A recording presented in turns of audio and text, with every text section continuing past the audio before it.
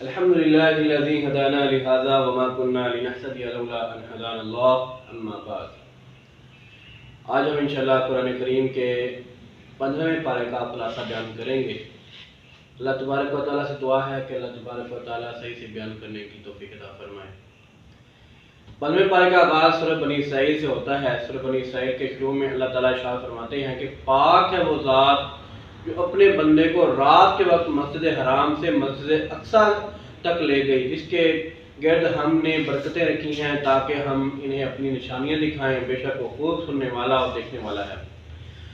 رسول کریم صلی اللہ علیہ وسلم جبرائیل امین علیہ السلام کی معیت میں بیت المقدس کی عمارت میں داخل ہوئے، جہاں آدم علیہ السلام سے لے کر عیسیٰ علیہ السلام تک تمام انبیاء کرام سب باندھے ہوئے موجود تھے۔ رسول اللہ صلی اللہ علیہ وسلم نے مصلی امامت پر کھڑے ہو کر نماز کی امامت فرمائی اور تمام انبیاء کرام علیہ السلام نے آپ کی امامت میں نماز ادا کی۔ یوں کائنات کے لوگوں کو یہ بات سمجھائی گئی کہ رسول اللہ صلی اللہ علیہ وسلم صرف آنے والوں کے امام نہیں بلکہ جانے والوں کے بھی امام ہیں۔ جب رسول اللہ صلی اللہ علیہ وسلم سفر معراج سے واپس آئے تو ابو جہل نے حضرت ابوبکر صدیق رضی اللہ تعالیٰ سے پوچھا کہ کیا کوئی انسان ایک رات میں بیت المقدس کا سفر کر کے واپس آ سکتا ہے؟ تو جناب ابوبکر صدیق رضی اللہ تعالیٰ نے کہا ایسا ممکن نہیں۔ ابو جہل نے کہا جس کو آپ نبی مانتے ہیں انہوں نے اس سے بھی بڑی بات کی ہے، وہ بیت المقدس اس کے بعد آسمانوں کی سیر کر کے واپس آئے ہیں۔ تو حضرت ابوبکر صدیق رضی اللہ تعالیٰ نے کہا کہ اگر رسول اللہ صلی اللہ علیہ وسلم نے ایسا کہا ہے تو پھر یقیناً درست کہا ہے، اس لیے کہ رسول اللہ صلی اللہ علیہ وسلم کی کوئی بات کسی بھی حالت میں غلط نہیں ہو سکتی۔ اس بارے میں اللہ تعالیٰ نے یہ بھی بتایا کہ قرآن مجید نیک اعمال کرنے والے مومنوں کے لیے بشارت ہے، اور جو لوگ آخرت پر ایمان نہیں رکھتے ان کے لیے دردناک عذاب ہے۔ اس بارے میں اللہ تعالیٰ نے یہ بھی بیان فرمایا کہ اللہ تعالیٰ نے فیصلہ کر لیا ہے کہ عبادت صرف اللہ تعالیٰ کی ہونی ہے، عبادت صرف اللہ تعالیٰ کی ہونی چاہیے، اور والدین کے ساتھ اس نے سلوک کرنا چاہیے۔ اگر وہ دونوں یا ان میں سے کوئی ایک بڑھاپے کی عمر کو پہنچ جائے تو اس کو اف بھی نہیں کہنا چاہیے، اور نہ ان کو جھڑکنا چاہیے، اور ان کو اچھی بات کہنی چاہیے، اور ان کے سامنے محبت کے ساتھ اپنے کندھوں کو جھکانا چاہیے، اور یہ دعا مانگنی چاہیے پروردگار ان پر رحم کر جس طرح وہ بچپن میں مجھ پر رحم کرتے رہے۔ اللہ تبارک و تعالیٰ نے اس صورت میں یہ بھی ارشاد فرمایا کہ قرابت داروں، مساکین اور مسافروں کے حق کو ادا کرنا چاہیے اور فضول خرچی نہیں کرنی چاہیے۔ بے شک فضول خرچ شیطان کے بھائی ہیں اور شیطان اپنے پروردگار کا ناشکرا ہے۔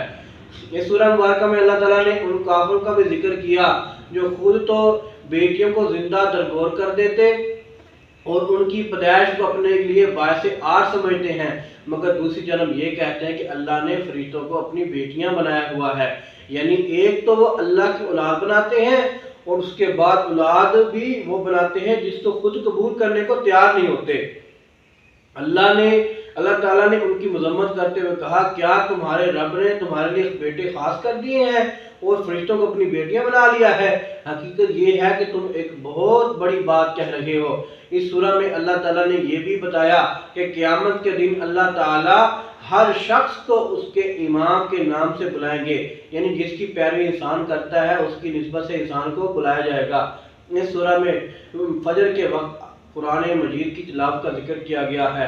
اس وقت قرآن مجید کی تلاوت کرنا باعث برکت، اور اس وقت فرشتے قرآن سننے کو حاضر ہوتے ہیں۔ اس پارے میں اللہ تعالیٰ نے قرآن کریم کو تہجد کی نماز ادا کرنے کا حکم دیا کہ یہ نماز نبی کریم صلی اللہ علیہ وسلم پر امت کے مقابلے میں لازم تھی، اور اس کا سبب یہ بتایا کہ اللہ تعالیٰ نبی کریم صلی اللہ علیہ وسلم کو قیامت کے روز مقام محمود عطا فرمائیں گے۔ اس سورہ کے آخر میں جا کر اللہ تعالیٰ ارشاد فرماتے ہیں کہ اللہ تعالیٰ کو چاہے اللہ کہہ کر پکارا جائے، رحمان کہہ کر پکارو۔ اللہ تعالیٰ کے سب اچھے نام ہیں، اس کو جس نام سے چاہو پکارا جا سکتا ہے۔ سورہ بنی اسرائیل کے بعد سورہ کہف ہے۔ سورہ کہف میں اللہ تعالیٰ فرماتے ہیں قرآن مجید بشارت دیتا ہے نیک عمل کرنے والے مسلمانوں کو کہ ان کے لیے بڑے اجر تیار کر دیا گیا ہے، اور ڈراتا ہے ان لوگوں کو جنہوں نے کہا کہ اللہ نے بیٹا بنایا ہوا ہے۔ اس میں عیسائیوں اور یہودیوں کو ڈرایا گیا ہے۔ جو عیسیٰ علیہ السلام اور عزیر علیہ السلام کو اللہ کا بیٹا کہتے ہیں۔ اللہ تبارک و تعالیٰ فرماتے ہیں نہ تو ان کے پاس علم ہے اور نہ ان کے آباء و اجداد کے پاس علم تھا، یہ بات گڑی ہوئی ہے، بس یہ جھوٹ بول رہے ہیں۔ فرقان میں اللہ تعالیٰ نے بعض مومن نوجوانوں کا ذکر کیا جو اپنے وقت کے بے دین بادشاہ کے شر اور فتنے سے بچنے کے لیے ایک غار میں پناہ گزین ہو گئے تھے۔ اللہ تعالیٰ نے اپنی قدرت کاملہ کے اظہار کے لیے انہیں 309 برس کے لیے سلا دیا، اور اس کے بعد جب وہ بیدار ہوئے تو آپس میں بات چیت کرنے لگے کہ ہم کتنے سوئے ہوں گے۔ ان کا خیال یہ تھا ایک دن یا اس کا کچھ حصہ سوئے ہوں گے۔ اللہ نے قرآن مجید میں ایسے واقعات بیان کر کے در حقیقت توجہ آخر کی طرف مبذول کرائی ہے کہ جو اللہ 309 برس تک لوگوں کو سلا کر بیدار کر سکتا ہے، کیا وہ قبروں سے مراد مجھ سے مردے جو برآمد نہیں کر سکتا، جو مردے دنیا چھوڑ کر کے فوت ہو جائیں گے، کیا اللہ تبارک و تعالیٰ ان کو زندہ نہیں کر سکتا؟ اتنا عرصہ اللہ تبارک و تعالیٰ اگر کسی کو سلا سکتا ہے تو اٹھا سکتا ہے۔ ایسے ہی حضرت عزیر علیہ السلام کئی سو سال سوئے رہے، پھر اللہ تبارک و تعالیٰ نے انہیں اٹھایا تھا۔ اس بارے میں اللہ تعالیٰ نے جناب موسیٰ علیہ السلام کے واقعے کا بھی ذکر کیا۔ ہوا کچھ یوں کہ جناب موسیٰ علیہ السلام ایک مرتبہ بنی اسرائیل کے اجتماع میں موجود تھے کہ آپ علیہ السلام سے سوال کیا گیا کہ اس وقت روئے زمین پر سب سے بڑا عالم کون ہے؟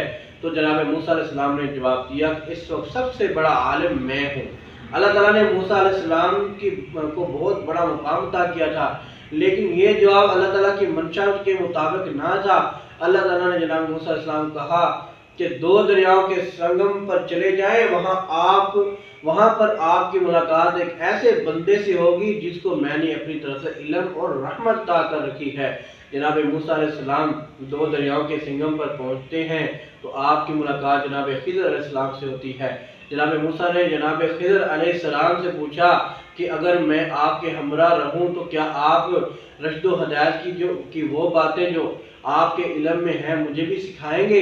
جناب خضر علیہ السلام نے جواب میں کہا کہ آپ میرے ساتھ صبر نہیں کر سکتے، اور آپ ان باتوں کی بابت کیوں کر صبر کریں گے جن کو آپ جانتے ہی نہیں۔ موسیٰ علیہ السلام نے جناب خضر علیہ السلام کو صبر کی یقین دہانی کرائی تو دونوں اکٹھے چل پڑے۔ کچھ چلنے کے بعد آپ ایک کشتی میں سوار ہو گئے جنہوں نے ان دونوں سے کرایہ بھی وصول نہ کیا، مگر جب اترنے لگے تو خضر علیہ السلام نے کشتی میں سوراخ کر دیا۔ جناب موسیٰ علیہ السلام کو یہ بات پسند نہ آئی کہ جس کشتی میں سفر کیا اس میں سوراخ کر دیا۔ حضرت موسیٰ علیہ السلام نے پوچھا کہ آپ نے یہ کیا کام کر دیا؟ جناب خضر علیہ السلام نے کہا کہ کیا میں نے آپ کو نہیں کہا تھا آپ میرے ساتھ صبر نہیں کر سکتے؟ جناب موسیٰ علیہ السلام نے کہا آپ میرے بھول جانے پر مواخذہ نہ کریں اور نہ ہی میرے سوالات پر تنگی محسوس کریں۔ جناب خضر علیہ السلام اور موسیٰ علیہ السلام پھر چل دیے۔